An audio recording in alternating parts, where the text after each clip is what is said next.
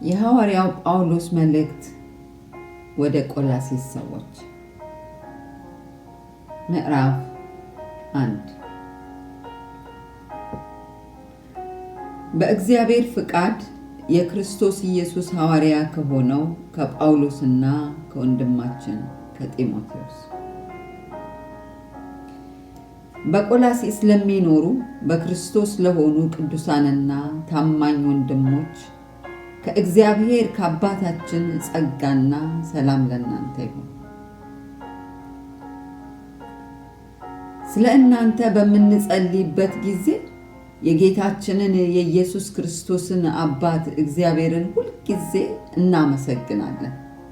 ምክንያቱም በክርስቶስ ኢየሱስ ስላላችሁ እምነትና ለቅዱሳን ሁሉ ስላላችሁ ፍቅር ሰምተናል። የሚሆነው በሰማይ ተዘጋጅቶ ከተቀመጠላችሁ ተስፋ የተነሳ ነው። ስለዚህ ተስፋ በወንጌል የእውነት ቃል አስቀድማችሁ ሰማችሁ። ይህም ወደ እናንተ ደርሷል። ይህንም ወንጌል ከሰማችሁበትና የእግዚአብሔርን ጸጋ በእውነት ከተረዳችሁበት ቀን ጀምሮ በዓለም ዙሪያ እየሰራ እንዳለ ሁሉ በእናንተ ዘንድ ፍሬ እያፈራና እያደገ ነው።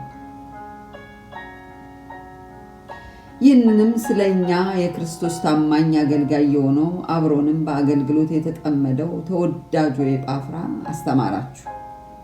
ደግሞ በመንፈስ ስላላችሁ ፍቅር ነገረን።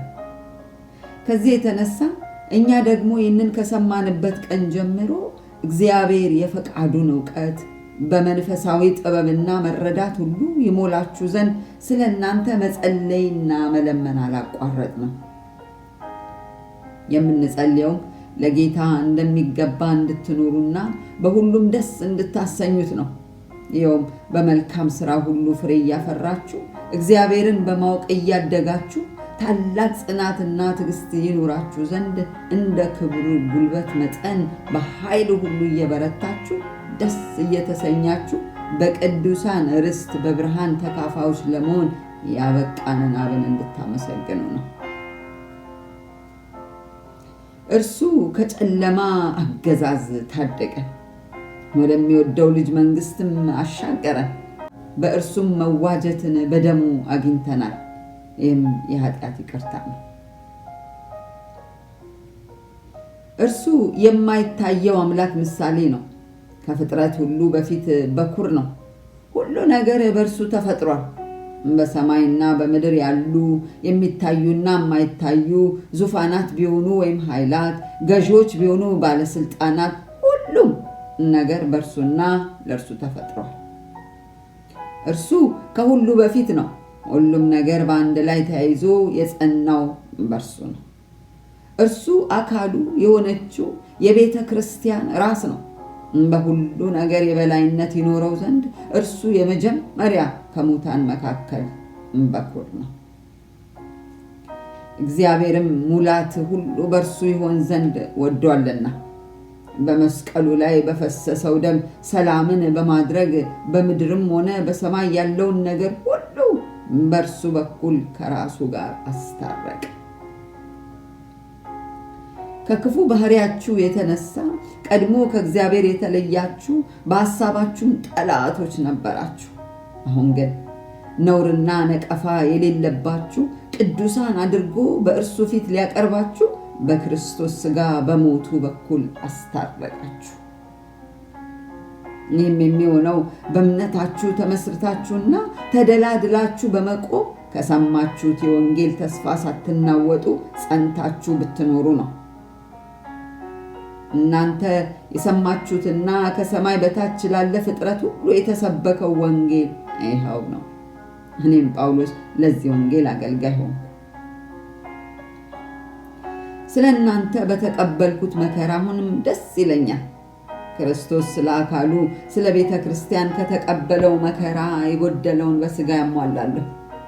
የእግዚአብሔርን ቃል በሙላት እንዳቀርብላችሁ ከእግዚአብሔር በተሰጠኝ አደራ የቤተ ክርስቲያን አገልጋይ ሆኛለሁ።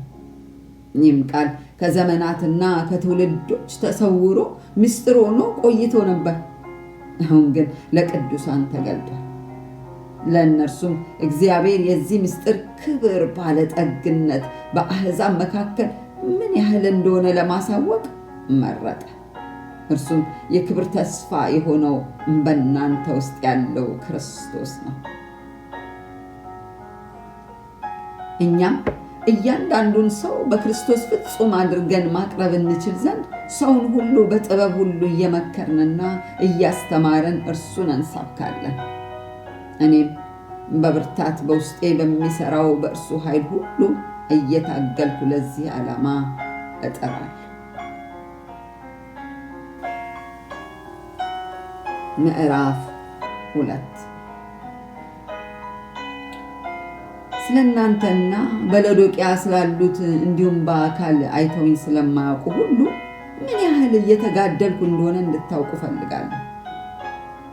ደግሞም ልባቸው እንዲጸናና በፍቅር እንዲተሳሰሩ ፍጹም የሆነውን የመረዳት ብልጥግና አግኝተው የእግዚአብሔርን ምስጢር የሆነውን ክርስቶስን እንዲያውቁ ተጋለሁ። የተሰወረ የጥበብና የእውቀት ሀብት ሁሉ የሚገኘው በእርሱ ዘንድ ነውና ማንም ንግግር በማሳመር እንዳታልላችሁ ይህን እነግራችኋለሁ። ምንም በሥጋ ከእናንተ ርቄ ብገኝ በመንፈስ ከእናንተ ጋር ነኝና በሥርዓት መኖራችሁንና በክርስቶስ ያላችሁን ጽኑ እምነት እያየሁ ደስ ይለኛል። እንግዲህ ጌታ ክርስቶስ ኢየሱስን እንደተቀበላችሁት እንዲሁ በእርሱ ኑሩ። በእርሱ ተተክላችሁ ታንጻችሁ እንደተማራችሁት በእምነት ጸንታችሁ የተትረፈረፈ ምስጋና እያቀረባችሁ ኑሩ። በክርስቶስ ላይ ሳይሆን በሰዎች ልማድና በዚህ ዓለም መሰረታዊ ሕግጋት ላይ በተመሰረተ ፍልስፍና ከንቱ ማግባቢያ ማንም ማርኮ እንዳይወስዳችሁ ተጠንቀቁ። የመለኮት ሙላት ሁሉ በአካሉ በእርሱ ይኖራል። እናንተም የገዥነትና የሥልጣን ሁሉ ራስ በሆነው በክርስቶስ ሙሉ ሆናችኋል። በእርሱ ሆናችሁ በእጅ ባልተደረገ መገረዝ ተገረዛችሁ። በክርስቶስ መገረዝ የሥጋን ኃጢአታዊ ባህሪ አስወግዳችሁ በጥምቀት ከእርሱ ጋር ተቀበራችሁ። እርሱን ከሙታን ባስነሳው በእግዚአብሔር ኃይል በማመን ከእርሱ ጋር ደግሞ ተነሳችሁ። እናንተም በበደላችሁና የሥጋችሁን ኃጢአታዊ ባህሪ ባለመገረዝ ሙታን ሳላችሁ እግዚአብሔር ከክርስቶስ ጋር ሕያዋን አደረጋችሁ። ኃጢአታችንንም ሁሉ ይቅር አለን። ሲቃወመንና ሲጻረረን የነበረውን የዕዳ ጽሕፈት ከነ ሕግጋቱ በመደምሰስ በመስቀል ላይ ቸንክሮ ከመንገድ አስወገደ። የአለቆችንና የባለሥልጣናትንም ማዕረግ በመግፈፍ በመስቀሉ ድል ነስቶ በአደባባይ እያዞራቸው እንዲታዩ አደረገ። እንግዲህ በምትበሉትም ሆነ በምትጠጡት ወይም በዓልን፣ ወር መባቻንና ሰንበትን በማክበር ነገር ማንም አይፍረድባችሁ። እነዚህ ሊመጡ ላሉ ነገሮች ጥላ ናቸውና አካሉ ግን የክርስቶስ ነው። አጉል ትሕትናና የመላእክትን አምልኮ የሚወድ ማንም ሰው እንዳያደናቅፋችሁ ተጠንቀቁ። እንደዚህ ያለ ሰው ስላየው ራእይ ከመጠን በላይ ራሱን እየካበ በሥጋዊ አእምሮ ከንቱ ሐሳብ ተሞልቶ ይታበያል። ይህ ሰው አካል ሁሉ በጅማትና በማሰሪያ እየተጋጠመ ምግብንም እየተቀበለ እግዚአብሔር በሚሰጠው ማደግ ከሚያድግበት ራስ ከሆነው ጋር ግንኙነት የለው። ለዚህ ዓለም መርህ ከክርስቶስ ጋር ከሞታችሁ ታዲያ ለምን እንደዚህ ዓለም ሰው ለሕጎች ተገዢ ትሆናላችሁ? አትያዝ፣ አትቅመስ፣ አትንካ እንደሚሉት አይነት እነዚህ ሁሉ በሰው ትእዛዝና ትምህርት ላይ የተመሰረቱ ስለሆኑ በተግባር ላይ ሲውሉ ጠፊ ናቸው። እነዚህ ነገሮች በገዛ ራስ ላይ ከሚፈጥሩት የአምልኮ ስሜት ከአጉል ትሕትናና ሰውነትን ከመጨቆን አንጻር በእርግጥ ጥበብ ያለባቸው ይመስላሉ። ነገር ግን የሥጋን ልቅነት ለመቆጣጠር አንዳች ፋይዳ የላቸውም።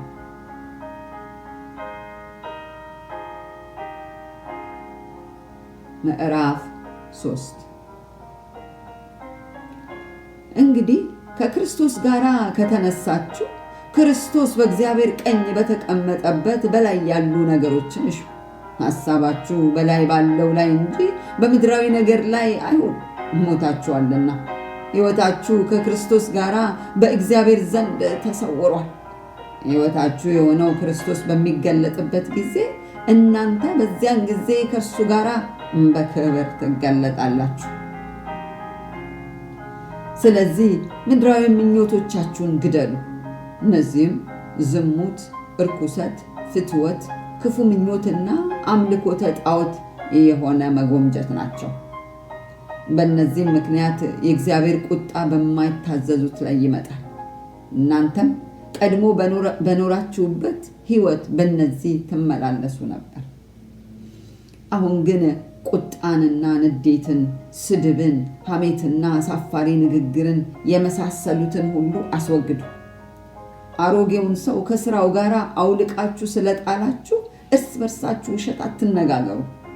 የፈጣሪውን መልክ እንዲመስል በእውቀት የሚታደሰውን አዲሱን ሰው ለብሳችኋል።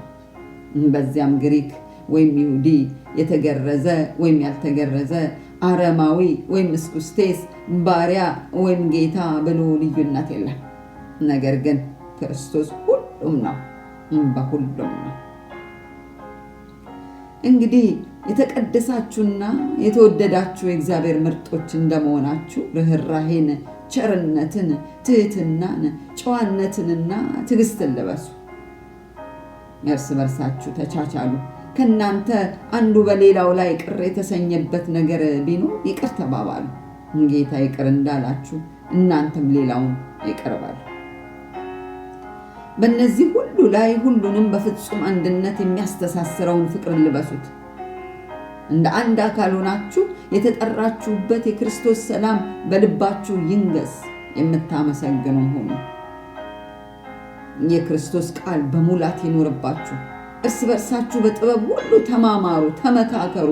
በመዝሙርና በሐሴት በመንፈሳዊም ቅኔ በማመስገን በልባችሁ ለእግዚአብሔር ዘምሩ። በእርሱ በኩል ለእግዚአብሔር አብ ምስጋና እያቀረባችሁ በቃል ሆነ በተግባር የምታደርጉትን ሁሉ በጌታ በኢየሱስ ስም አድርጉት። ሚስቶች ሆይ በጌታ ዘንድ ተገቢ በመሆኑ ለባሎቻችሁ ታዘዙ። ባሎች ሆይ ሚስቶቻችሁን ውደዱ፣ መራራም አትሁኑባቸው። ልጆች ሆይ ይህ ጌታን ደስ የሚያሰኝ በመሆኑ ለወላጆቻችሁ በሁሉም ነገር ታዘዙ። አባቶች ሆይ ተስፋ እንዳይቆርጡ ልጆቻችሁን አታስመርሯቸው። ባሮች ሆይ ሰውን ለማስደሰትና ለታይታ ብላችሁ ሳይሆን በቅን ልብ ጌታን በመፍራት ለምድራዊ ጌቶቻችሁ በሁሉ ነገር ታዘዙ። የምታደርጉትን ሁሉ ለሰው ሳይሆን ለጌታ እንደምታደርጉት ቆጥራችሁ በሙሉ ልባችሁ አድርጉት። ከጌታ ዘንድ እንደ ብድራት የምትቀበሉት እርስ እንዳለ ታውቃላችሁና የምታገለግሉት ጌታን ክርስቶስን ነው። በደለኛውም የእጁን ያገኛል፣ አድሎም የለም። ምዕራፍ 4